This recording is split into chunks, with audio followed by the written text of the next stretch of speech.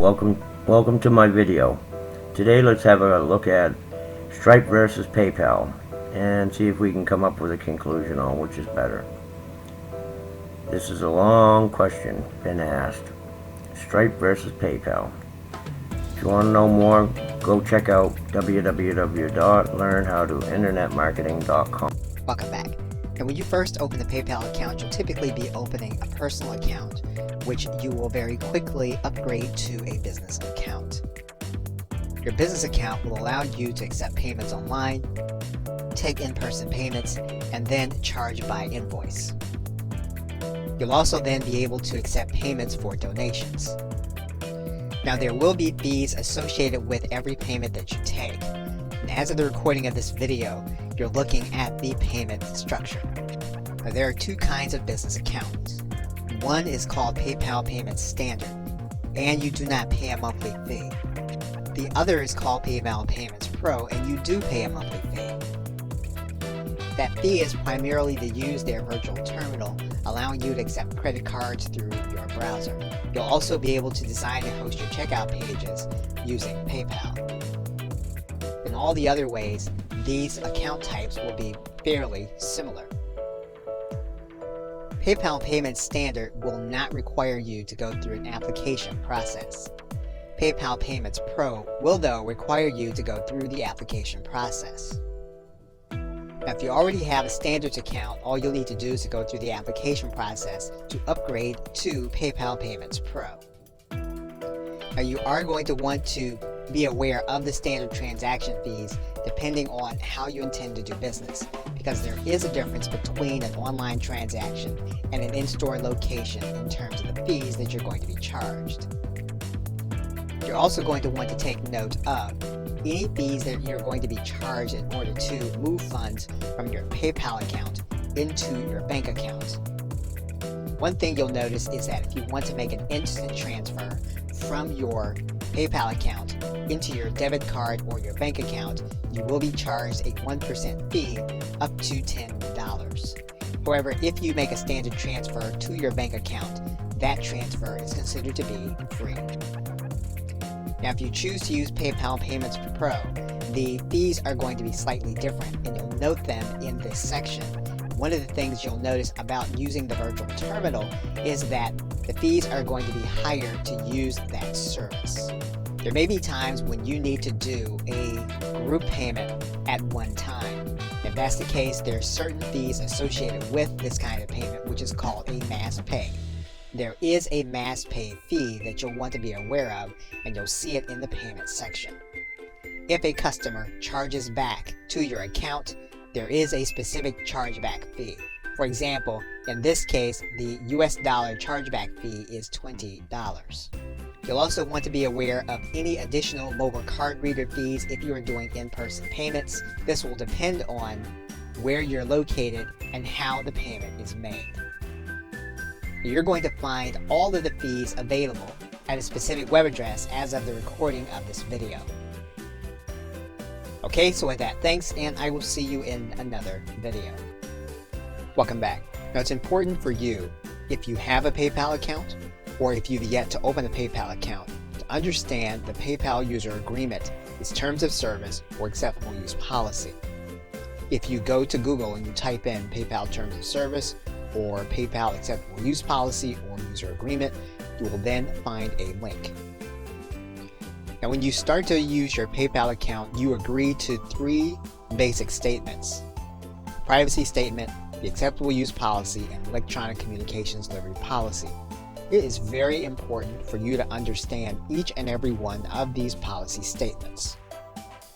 For example, in some cases, by violating the acceptable use policy, your account can be limited or closed without warning, and the funds in your PayPal account at that time can be held. So you're going to want to make sure that if you have an activity that you're going to be selling that requires approval, you're going to want to get that approval before you begin making sales.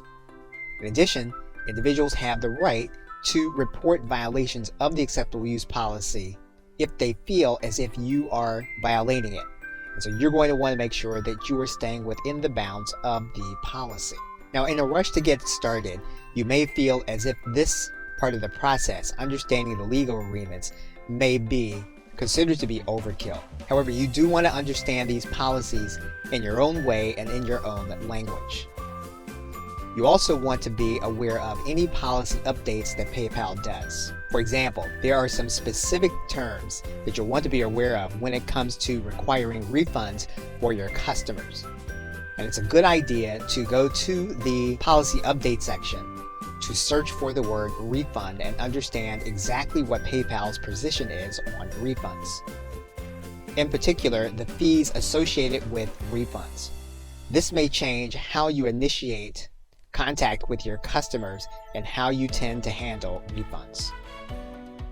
So in closing, it's important to be aware and stay aware of both PayPal agreements as well as policy updates. Okay, so with that, thanks, and I will see you in another video. Hello and welcome. You are now looking at the website Stripe.com, and Stripe is a payment gateway that will allow vendors to take payments online using credit cards, Apple Pay, Google Pay, and other payment systems. It's also a billing platform, so that if you have subscription customers and or customers for whom you require an invoice, you can use Stripe in order to contact them. In more complex uses, Stripe can be used in order to pay out to third parties also, while being paid by others to fund certain activities. And the company is also in development, working with vendors to be able to issue plastic cards with currency and credits. The company maintains compliance with all major regulations, and at one time was the only major payment processor that took digital currencies such as Bitcoin. So in this course, we'll look at Stripe as a payment gateway in order to take payments for both digital and physical products that you might sell both in person and online. To do that, we'll be going inside of Stripe to look at the major systems that you'll be able to set up in order to use Stripe as your own payment gateway to take payments. Okay, so with that, thanks, and I'll see you in the first video. Welcome back. Now, Stripe has pricing for every transaction that you generate. Whether that transaction comes through your website or someone purchasing a service from you through an invoice, you will be paying Stripe a fee. And that fee is going to be 2.9% of the dollar amount plus 30 cents per successful card charge. Now, international cards are going to be slightly different. There's going to be an additional percent paid for that kind of card. If through an invoice you're paid through ACH debit, that is going to have specific pricing with it also.